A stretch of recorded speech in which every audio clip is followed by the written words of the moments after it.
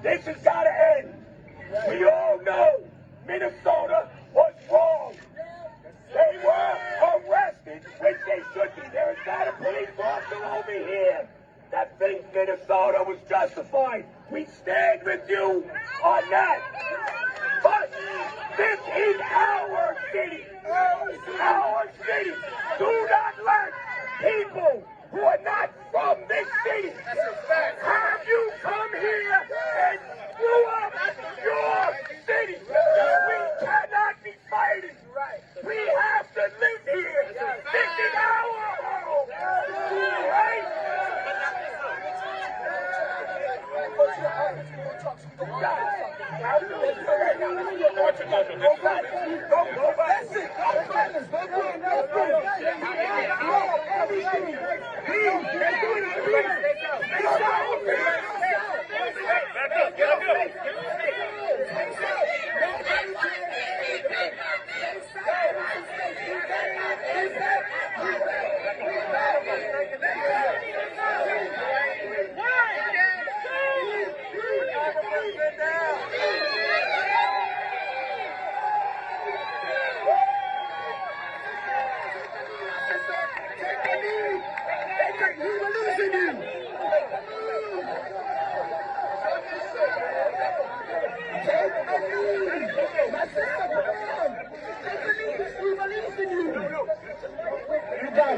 You got it. All right. Yo, thank you for supporting us. We got to continue supporting us. That's how we start. Now we got to continue marching with us.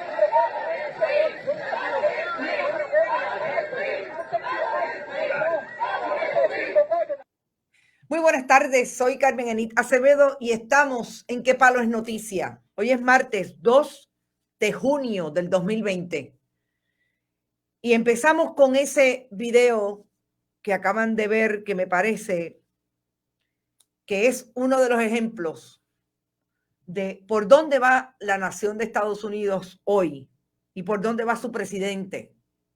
Esto fue ayer en la tarde, casi entrada la noche, en Nueva York. En un momento dado, entre esa multitud ustedes vieron que se tiraron botellas, plásticas, etcétera. Y varios de los jóvenes que estaban atendiendo la manifestación con sus diferentes consignas llamaron la atención de que no lo hicieran. Y hubo ahí un momento que no hubo realmente forcejeo, porque el oficial de la policía de ese precinto se adelantó y fue hasta donde los jóvenes y a grosso modo les dijo: esta es nuestra ciudad, no hagan esto porque nosotros estamos en contra de lo que pasó en Minnesota. Aquello estuvo mal. Y ahí empieza un discurso súper breve que me parece que es lo que cala en aquellos jóvenes que estaban llamando la atención de que no lanzaran botellas. Porque yo digo que muchas de las ciudades donde está ocurriendo protestas alrededor de Estados Unidos van por un lado y su presidente va por otro, porque ustedes vieron la diversidad que había ahí. Jóvenes, más adultos, hombres blancos, mujeres blancas, hombres negros, mujeres negras, de otras nacionalidades. Podemos, de alguna manera, y en algún momento cuando vi el video completo, escuché voces en español, latinos por lo menos había. Y hoy en Estados Unidos esto es lo que se tiene que vivir. Alrededor de toda la nación debería haber por lo menos una empatía entre oficiales de la policía, policías que entienden que lo que pasó en Minnesota, en la ciudad de Minneapolis, fue en efecto un asesinato a manos de las autoridades y que definitivamente tienen que pagar los que tienen que pagar relacionados a aquellos hechos. Me parece que es de las imágenes que tenemos que replicar, sobre todo para todos aquellos que todavía hoy, después de tantos años de abuso, de discrimen, de racismo en Estados Unidos, pretenden entrar en el análisis de que esto es lo que afecta las protestas para minimizar todo lo otro. Yo creo que está bien claro que definitivamente en la multitud muchas cosas pueden pasar. Pero estamos claros que ahí hay una rabia que se está sacando, que sacó a la gente de sus casas en medio de una pandemia. Hay una rabia, demasiada rabia acumulada generaciones tras generaciones. Y eso es lo que deberíamos estar hoy tratando de seguir criticando y aquilatar en un gobierno que lo que ha hecho desde ayer el presidente Donald Trump ha sido enfrentarse y tratar de enfrentar a sus ciudadanos, porque finalmente será una guerra civil y esperemos que no. Eso es Nueva York hoy, después de un poco más de una semana que esa nación está en controversia pública entre ellos mismos, con su gobierno, por el asesinato a manos de las autoridades de un hombre negro de 45 años. Esa violencia que hemos identificado, que incluso parte del imaginario del fundamentalismo religioso, que aquí lo vemos representado en esos legisladores que, como sabemos, están ahí en la Cámara de Representantes ayer ofreciéndose pescozas y puños. A veces yo pienso que además de que ellos saben algo que nosotros no sabemos, yo creo también que están bien claros que el mensaje que les está enviando el país en Puerto Rico, porque ellos no hablan de lo que está pasando en Estados Unidos, es precisamente ya nos cansamos también. Hay que ver qué va a pasar de aquí en adelante, pero está ahí. Yo creo que es una semilla bien fuerte, bien sólida, la que se está manifestando a través de todas las ciudades en Estados Unidos y en Puerto Rico. Sabemos que aun cuando nos mantienen entre el toque de queda, una reapertura no completa, que a veces pienso que es un poco a propósito, ¿verdad? Para que siga ese poder desde la gobernación, planteando y utilizando el tiempo versus los otros candidatos, las otras candidatas, tratando de ganar tiempo, a ver si al país se le olvida todo lo que ha pasado desde enero del 2017 con relación al manejo de la administración pública. Y para empezar por ahí, esta mañana traímos toda la información de lo que está pasando y ha pasado en la Fiscalía Federal, que culmina de alguna manera en un solo caso de discrimen y represalia que se da en el contexto de la administración de Rosemilia Rodríguez y Jacqueline Novas. Y fíjense que hoy, esta tarde, la acusada ex secretaria del Departamento de Educación, Julia Kelleher, vuelve a decirle al tribunal que quiere que le desestimen los cargos del segundo caso que le radicó la fiscalía, que está relacionado precisamente con un esquema de soborno junto al ingeniero Ariel Gutiérrez, contratista y un colaborador del Partido Nuevo Progresista que anteriormente, para allá para la década del 90, tuvo un caso de fraude muy sonado con el ex banquero Lorenzo Muñoz Franco y el Cagua Central. Dice Julia Kelleher, en este caso, dado el nivel de discurso de odio crítico e implacable dirigido contra la señora Kelleher, existe un riesgo cada vez mayor de que el nivel de prejuicios que permean el entorno del juicio sea tan denso que la señora Kelleher posiblemente no recibirá un juicio imparcial, porque además de una moción de desestimación también está pidiendo que en su lugar pues se mueva el caso a otra jurisdicción, porque lo que hemos hecho los periodistas y la opinión pública en Puerto Rico va en contra de un juicio, de la celebración de un juicio imparcial con relación a Julia Keller. Pues es interesante que todo esto se da en el momento en que se empiezan a dilucidar los casos en términos administrativos de esa fiscalía. ¿Y por qué me parece que esto es importante? Porque este no es el único caso donde se está planteando que hay errores de la fiscalía, que puede haber una acusación que pueda tener problemas técnicos.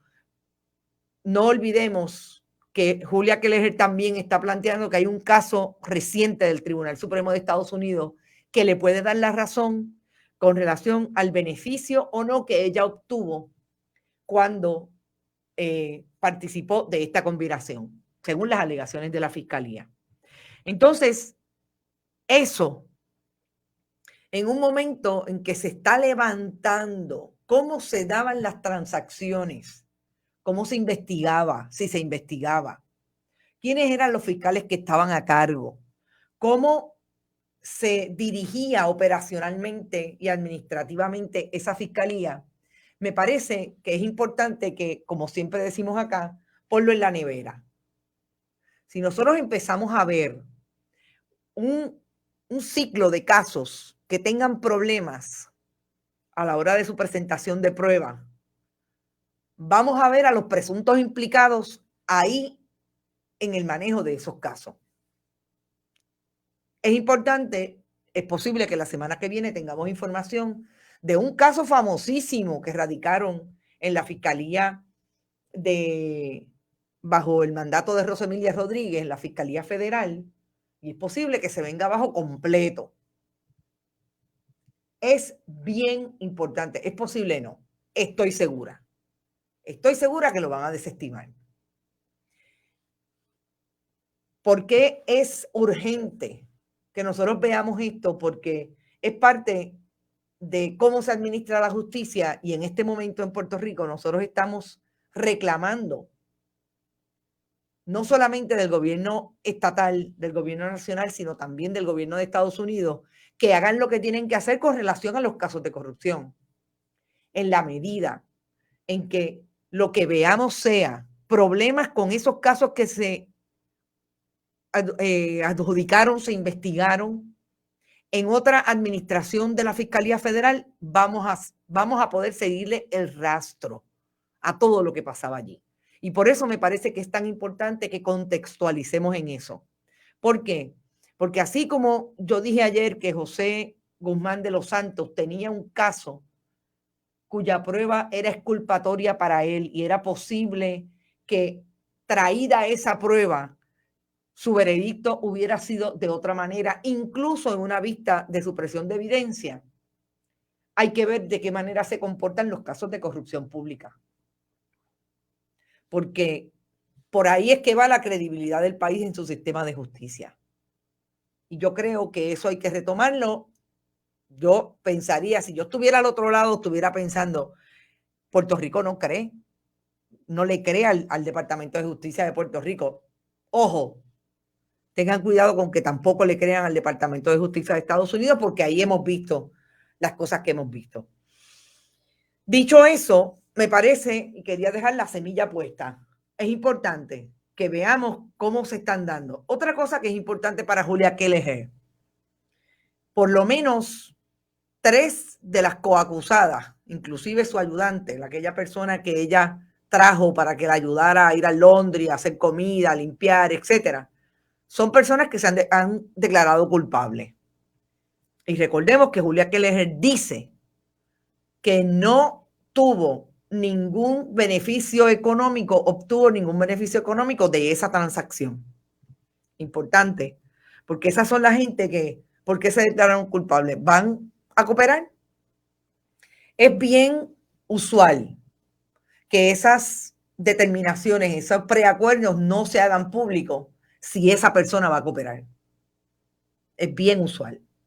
Así que eso es otro dato que tenemos que empezar a ver, porque si vienen arrestos, si vienen más arrestos, si hay investigaciones que están terminando y tienen resoluciones en los próximos días, eso va a ser importante vis a vis con lo que pasó antes, que casi no habían casos, por lo menos de corrupción pública. Hay que ver, hay testigos, no hay testigos, es por investigación, es por grabaciones. En el caso de Julia Keller, aparentemente había una persona grabando. Todo eso va a ser bien importante para llevarlo. Ana Magruder dice, ¿qué credibilidad? Yo hago la pregunta, porque me parece saber la contestación, pero yo creo que por lo menos en este momento, es preguntar. Nivia Rodríguez López, Douglas Leff dijo que cuando estaba que venían más arrestos federales, pero no se ve nada. Exacto. Yo siempre les he dicho que con Douglas Leff y Rosemilia Rodríguez pasó algo bastante parecido. Ambos se dispararon en el pie. Los dos fueron a quejarse a las diferentes autoridades, FBI Washington, Departamento de Justicia en Washington, y a los dos los terminaron sacando precisamente por cosas diferentes. En uno que era demasiado público y le gustaban mucho las relaciones públicas, en el caso de la otra, ya vemos aparentemente por qué le dijeron vete antes de que se te cumpla el término. El pueblo en su mayoría es un reflejo de sus gobernantes. Han dividido a los ciudadanos unos en contra con su ideal político. Eso tiene que detenerse ya, dice Carmen Mercado. Cintia Rosario, saludos a ambas. Con todas las pocas vergüenzas que hizo Julia Keller, está pidiendo paños tibios, encima le tiran las piedras. Wow.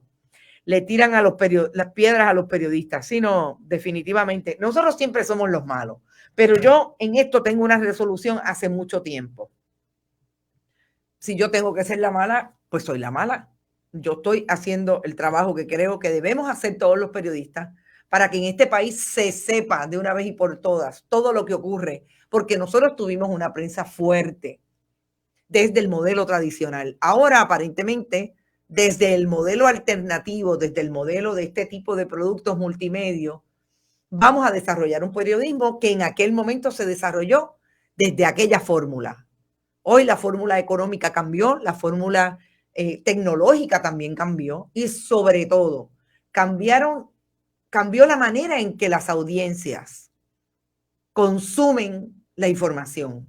Por eso es que el esfuerzo periodístico de Bonita Radio tiene dos componentes. El componente, obviamente, de su herramienta de transmisión de contenido y la Fundación Periodismo Siglo XXI, que produce esos contenidos para Bonita Radio, porque en efecto, en este momento, así es que se está dando este periodismo valiente e imparcial. Y recuerden, compartan, compartan, compartan, importante para seguir diciéndole al mundo y al país que aquí estamos para hacer lo que queremos y entendemos, sabemos hacer, sobre todo lo que hace falta para seguir ejerciendo democracia en Puerto Rico. Que estamos en ATH Móvil, Fundación Periodismo 21, en el área de negocios, que todavía en bonitaradio.net usted puede ir a donar y siempre vaya a YouTube, Spotify, Podcasts, iVoox y iTunes y allí los consume como tal. Paula Damaris Estremera está por ahí, mi amiga querida Mariema Donna John Park, ni Casellas pudo con ese argumento, es cierto. Estamos hablando y la licenciada Dorna está hablando del asunto del exceso de publicidad, bien difícil. Esos son unos estándares brutales, sabrá Mariema de ese asunto. ¿Quién más está? Marimiró. Eres la mala de la favorita de nosotros, bonito. That's what is needed, dice Ana Magruder. Cuando puedas, di despacio el P.O. Box. Gracias, Wanda Conde. Les tengo una buena noticia. Fundación Periodismo Siglo XXI tiene un P.O. Box nuevo. Ahora digo yo, esto es de ayer. Déjenme repetirlo, no me lo sé, por eso lo estoy buscando acá.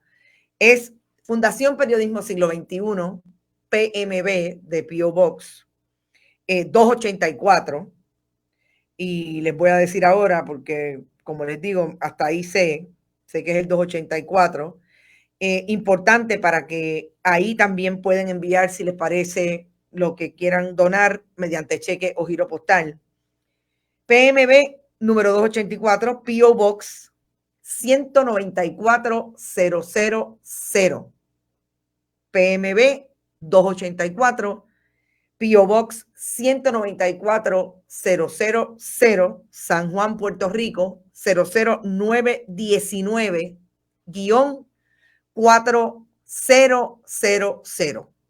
00919-4000. 4000.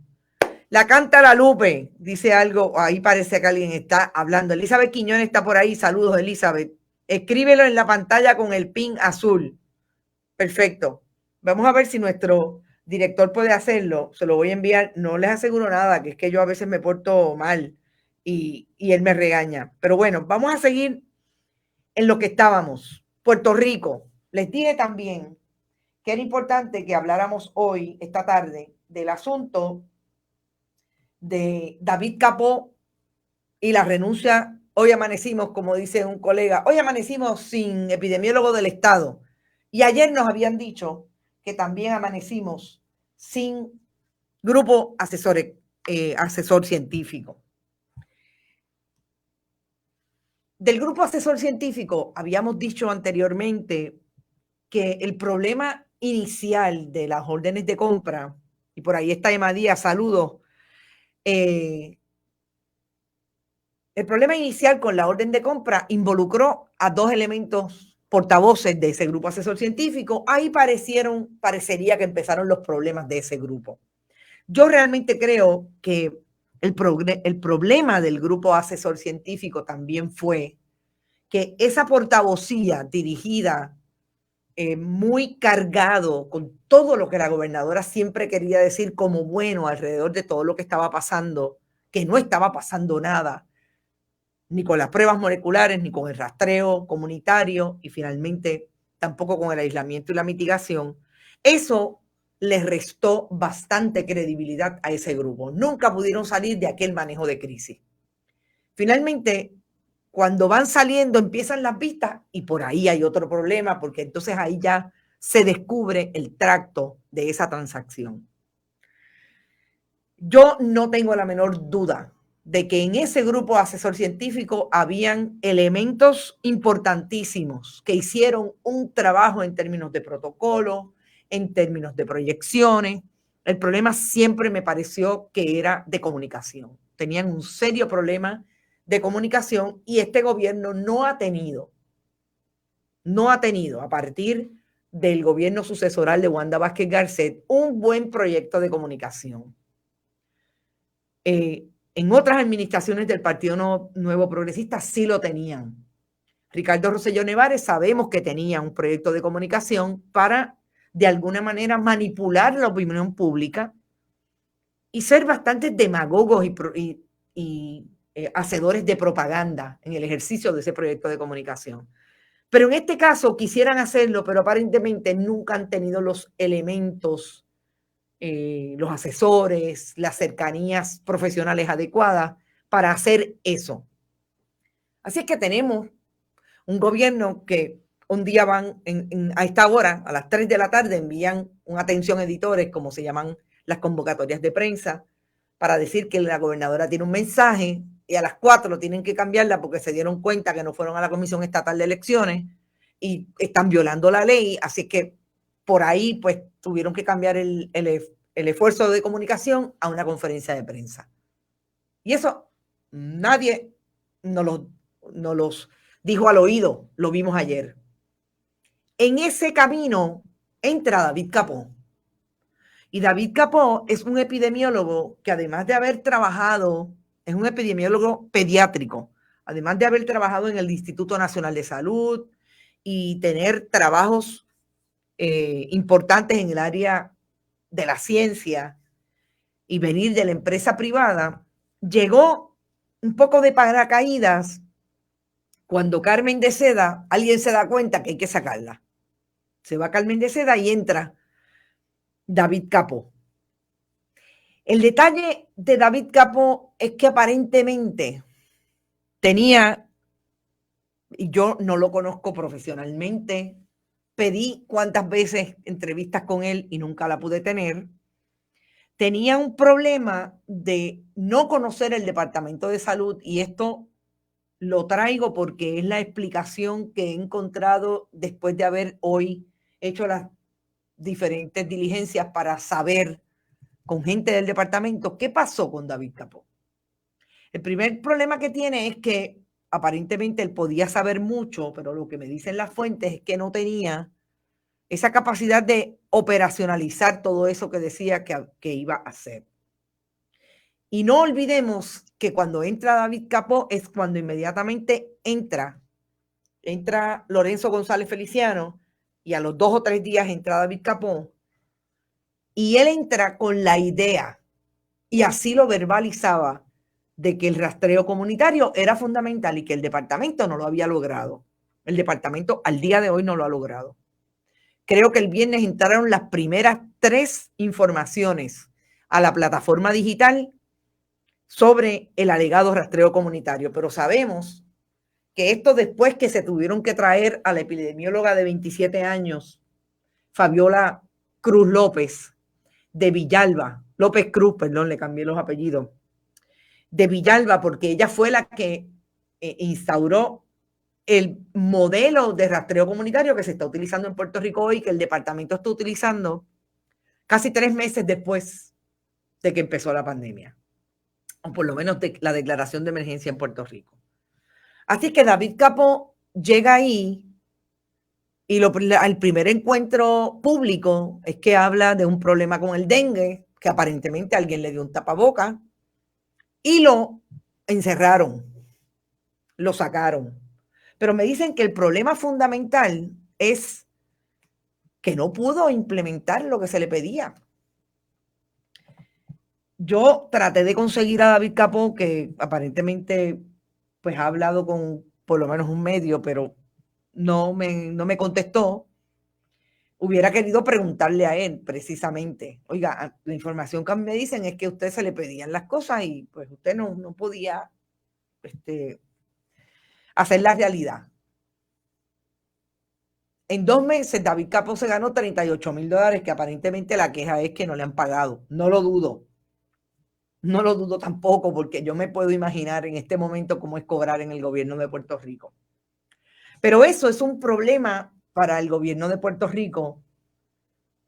Yo creo que nosotros hemos vencido de alguna manera el que el país sienta un poco de más tranquilidad, porque sí ha llegado información y ha fluido información de cómo los municipios, a través de las epidemiólogas jóvenes de los municipios que han sido contratadas por los municipios de Villalba, Orocovis, Guayanilla, Ponce, están haciendo su trabajo de rastreo comunitario. Aparentemente San Juan lo está haciendo con el modelo que iniciaron bien cercano al toque de queda, con haciendo las pruebas.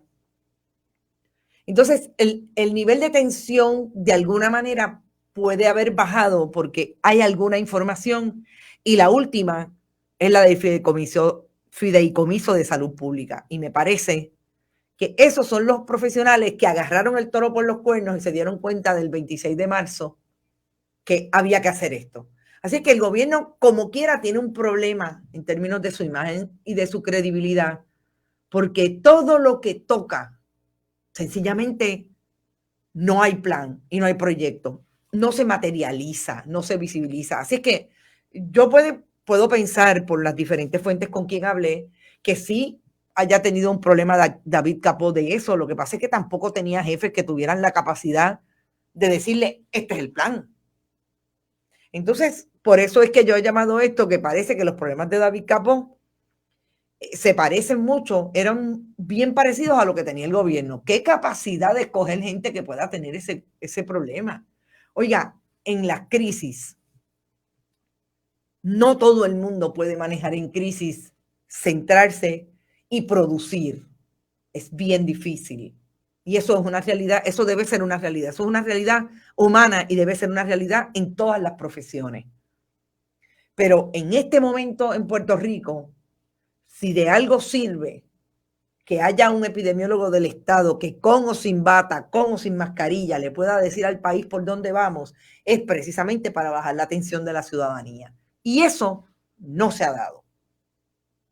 Eso es de lo que ha carecido el gobierno en su proyección con relación a esta pandemia desde el día 1. Nosotros yo creo que hasta hace 2 semanas, todas las informaciones y todos los intercambios que yo tenía con la audiencia eran basados en los números. ¿Qué pasó con las pruebas moleculares? ¿Están, no están? Nos dieron un número de 100,000, que ya hay, ayer habían 106,000, me imagino que hoy hay un poco más. Y entonces la gente empieza a relajarse. La gente ya se está exponiendo a la calle. Yo insisto en quédate en casa y protégete, porque hasta que nosotros no veamos realmente que además de que haya una vacuna, hay cierta capacidad para protección o para tener dirección en esa fórmula, pruebas, pruebas, pruebas, rastreo comunitario y distancia y mitigación y aislamiento, realmente no me sentiría segura. Y todos los días me siento un poco más segura. Así que yo creo que la recomendación, como dijo ayer el doctor Rodríguez Orengo, es precisamente, ahora no es cuestión de, porque sabemos que hay muchas pruebas, que estamos manejando los números y que estamos en unas proyecciones que son confiables. No es para tirarnos a la calle y que hacemos un party de 150 personas. Tampoco es así. Todavía tenemos que guardar el distanciamiento físico. Pero yo creo que el cuento, la historia detrás de la renuncia de David Capó y la renuncia del grupo asesor científico tiene que ver con esa incapacidad que ha tenido el Estado de realmente tener un proyecto satisfactorio alrededor de la pandemia con relación a lo fundamental en la pandemia, que es la ciencia. Y eso tiene que ver también con la sensibilidad de las personas que trabajan en estos proyectos. El proyecto del gobierno con relación a la pandemia tiene que estar bien, bien atado a la ciencia. De eso es lo que estamos hablando. O sea, no podemos aquí mañana, como dice el presidente Donald Trump, de inyectarnos lisol o utilizar los medicamentos que hasta el momento no están probados que sirven para nada. Si no está atado a ese proyecto científico con las personas que saben, que los dejen trabajar, ¿verdad? Que todo el mundo esté claro en hacia dónde debemos ir y por qué, fundamentado en esa ciencia. Por eso es que yo creo que el proyecto del gobierno falló. Y como en este país la gente, y sobre todo los profesionales que están a cargo, que saben por dónde deben ir, asumen responsabilidad, ahí están los diferentes grupos asumiendo la responsabilidad. Y me parece que eso es importante enmarcarlo dentro de ese contexto. Siempre digo, aquí hay país, lo que no hay es gobierno. Ponlo en la nevera. Iris Marín dice, lo escribí para todos aquí. Iris Marín escribió Fundación Periodismo Siglo XXI, PMB 284, P.O. Box 194-000, San Juan 00919 4000. Gracias mucho por eso, Iris Marín. Mari Miró, larga con, pásalo abajo, no seas mala. Espero que estés bien, dice Marilema, y un serio problema de ego. Wow, yo pensaba, y lo dije esta mañana con relación a otro asunto que tiene que ver también no solamente con científicos, sino con abogados.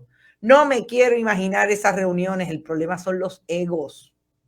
Si esos egos usted no los recoge, y para eso está ir al psicólogo, ir al psicoterapeuta, le hace mucho daño al proyecto de país, le hace mucho daño al proyecto de servicio público. E incluyo a los periodistas, no estamos fuera de eso.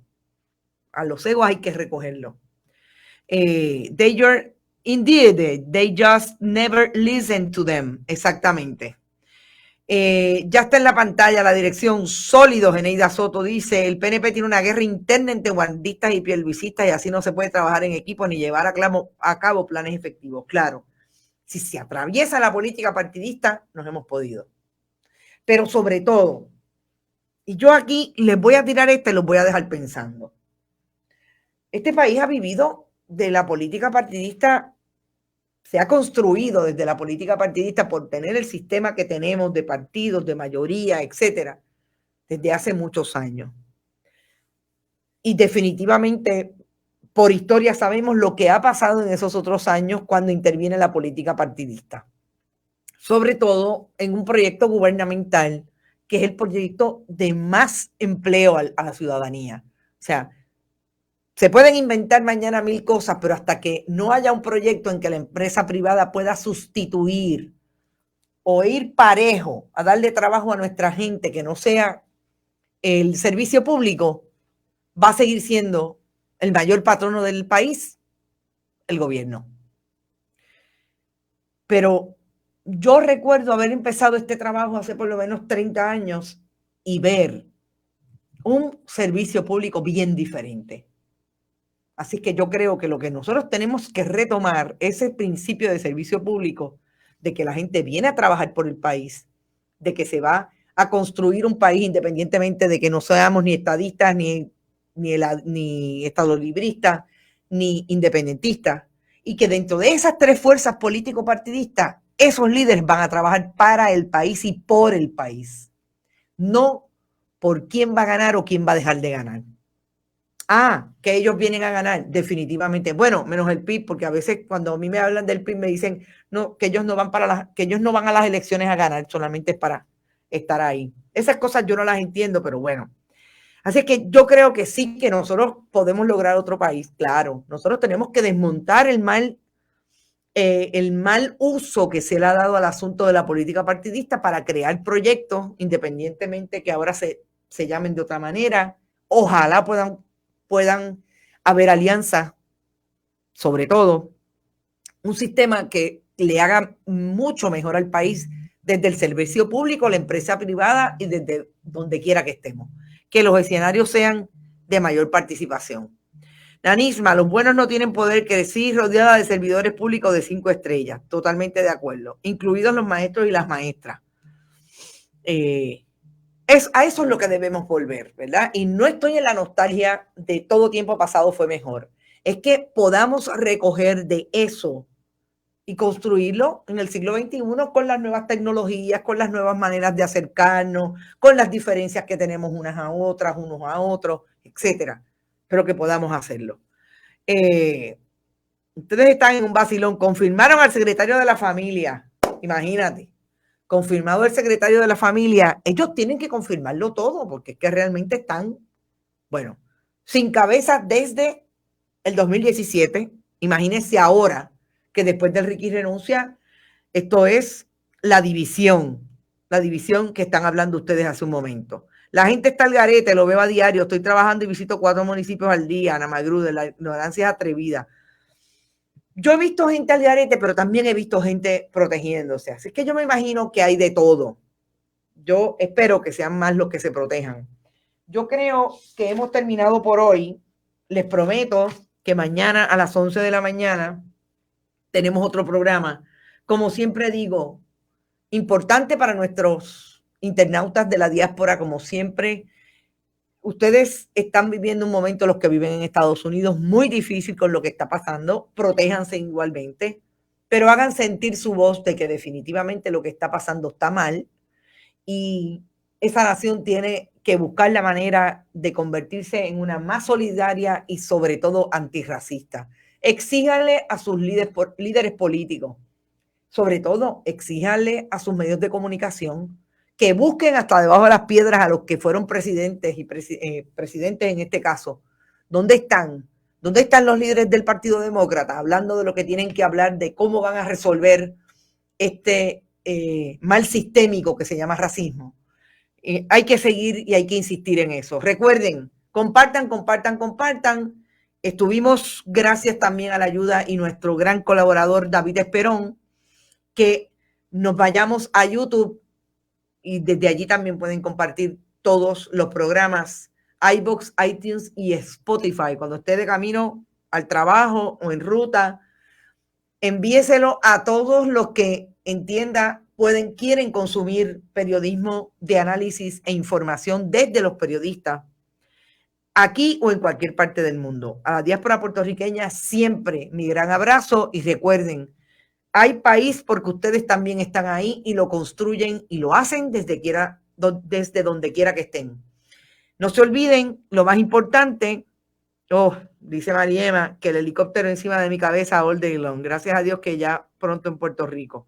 Qué bueno, amiga, qué bueno. Yo sé que es difícil y de verdad que por eso los llevo en el corazón. No he visto a Margarita en Nueva York. ha estado un poquito intenso. Hablé con mi sobrina hace un rato, me dice que a las 8 de la noche ya empieza el toque de queda. Así que sí, protéjanse. Dice, déjame ver que alguien está diciendo algo del Código Civil. Hablamos, Elizabeth, si el gobierno de Puerto Rico tratara las emergencias, pandemias como el mismo ímpetu, perseverancia y prontitud que lo hacen cuando van a aprobar un proyecto como el Código Civil. Cierto, pero como dice una amiga precisamente puertorriqueña de Caguas, que vive ahora en New Jersey, no pasarán. Polvo en la nevera. Éxito y hasta mañana a las 11 en Esto es lo último. Que descansen.